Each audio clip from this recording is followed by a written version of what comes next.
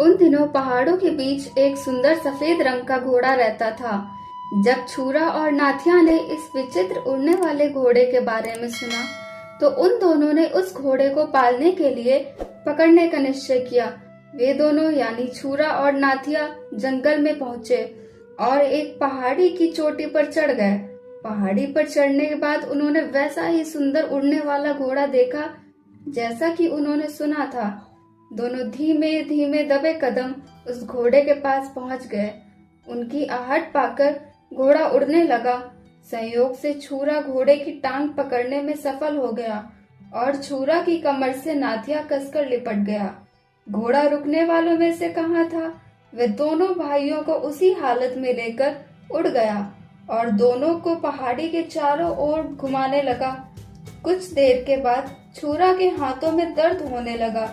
भाई का वजन उससे सहन नहीं हो पा रहा था, इसलिए थककर उसने नाथिया से घोड़े की दूसरी टांग पकड़ने को कहा।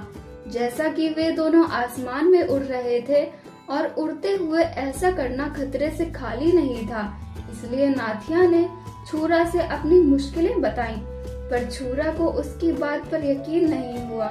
छूरा ने नाथिया से फिर वही बात दोहराई, पर नाथिया ने इसे असंभव बताकर फिर छूरा की बात अनसुनी कर दी। घोड़े की एक टांग पकड़े छूरा बार बार भाई से आग्रह करता रहा और भाई उससे अपनी परेशानी बताता रहा। काफी परेशान हो चुके छूरा के पास और कोई विकल्प नहीं रह गया था। वह गुस्से में था।